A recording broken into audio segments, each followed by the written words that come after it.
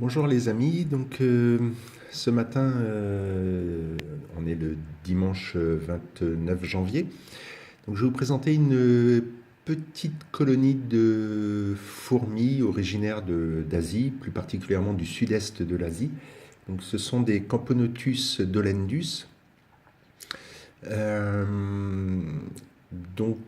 c'est une Camponotus, hein, comme je viens de le dire.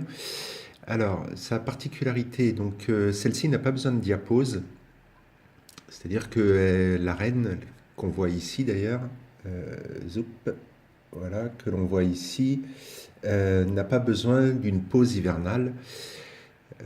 Voilà, bon, c'est pas une espèce qui est forcément recommandée pour les débutants, parce que en fait, comme elle est originaire d'Asie, elle a besoin d'une température relativement élevée, enfin relativement élevée, tout est relatif, hein. Dans la journée, en fait, il faut qu'elle ait à peu près 26 à 28 degrés, avec une température nocturne qui peut descendre à peu près à 21. Donc, euh, comme toutes les Camponotus, elles ont une préférence quand même pour les liquides sucrés. Donc là, on peut voir dans l'aire de chasse que j'ai mis un peu de miel mélangé à une goutte de sirop d'érable et d'eau pour liquéfier un petit peu tout ça. Un tube à essai rempli d'eau. Bon, elles ne boivent pas forcément beaucoup dans l'aire de chasse, tout simplement parce que en fait, j'humidifie le nid. D'ailleurs, on peut voir les gouttes ici. Dans cette partie de, du nid, ce qui permet en fait à la jeune colonie de boire les gouttes de condensation que l'on peut voir à l'écran actuellement. Donc voilà, donc là, donc pas besoin de diapose, ça c'est un truc que j'apprécie parce que même si j'ai des colonies qui ont besoin de diapose, je trouve que l'absence d'hivernage ou de diapose sur une colonie facilite quand même euh, le travail ou l'élevage du myrmécologue. Voilà.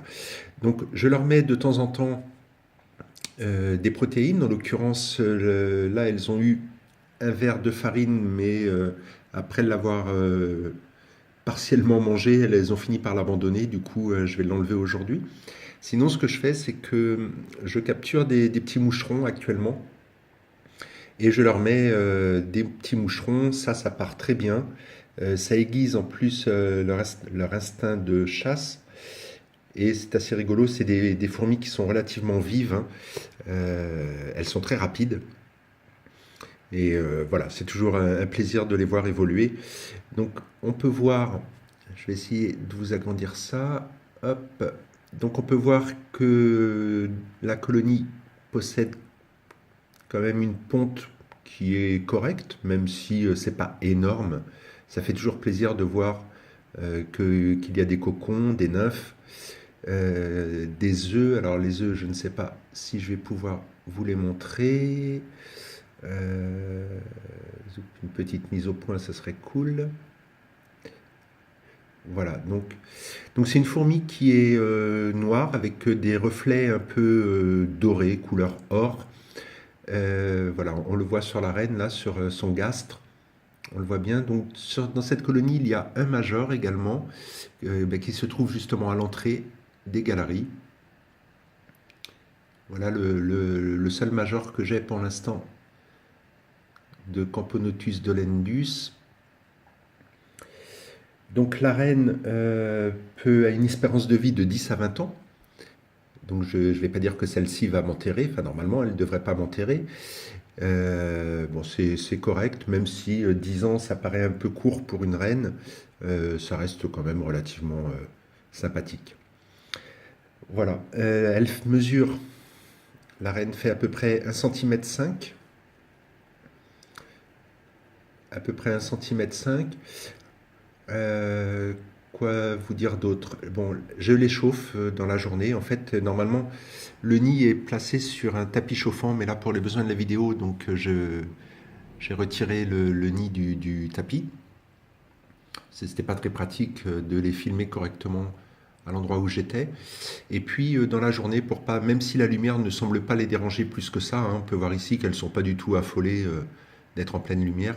En général, la partie galerie du nid, la recouvre d'un morceau de carton en fait, pour les plonger dans l'obscurité.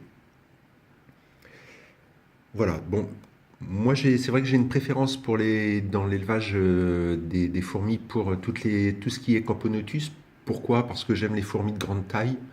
Après, tout n'est qu'une question de goût et de choix, mais je trouve sincèrement que c'est beaucoup plus facile à observer que d'avoir des fourmis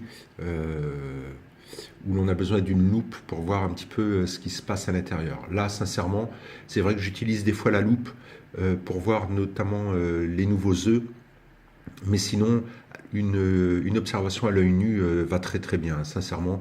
Comme je vous disais, pardon, la reine fait 1,5 cm. Les ouvrières font entre 6 mm et 1 cm. Donc c'est très facile à observer. Voilà, donc le major là, toujours là, placide, comme dirait l'autre, il doit vérifier ce qui doit rentrer dans la galerie.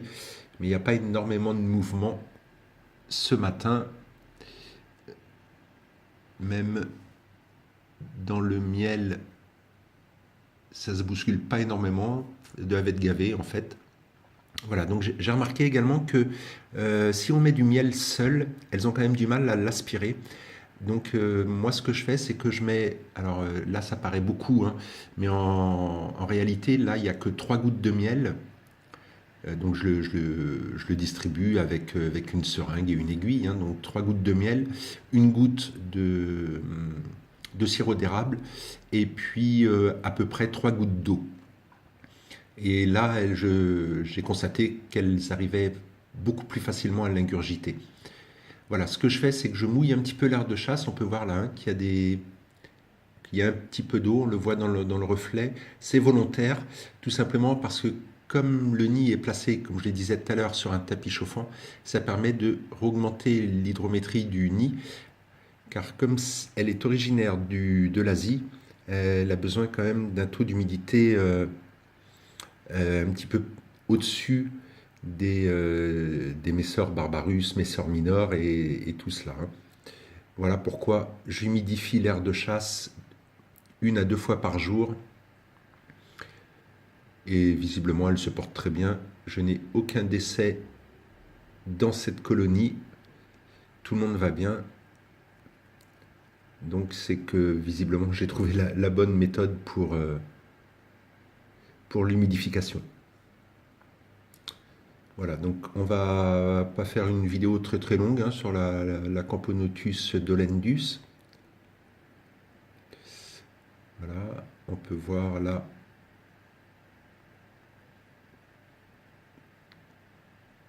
un petit peu leur mouvement. Donc là, elles sont pas très rapides, mais je peux vous assurer que quand vous bougez le nid ou à la moindre vibration, ça court dans tous les sens.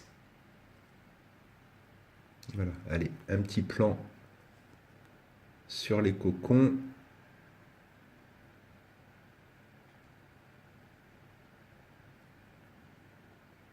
Voilà.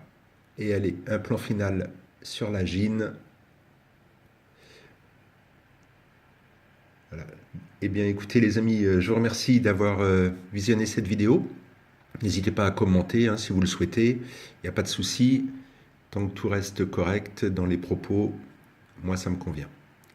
Et bon dimanche à tout le monde. Merci, au revoir, à la prochaine.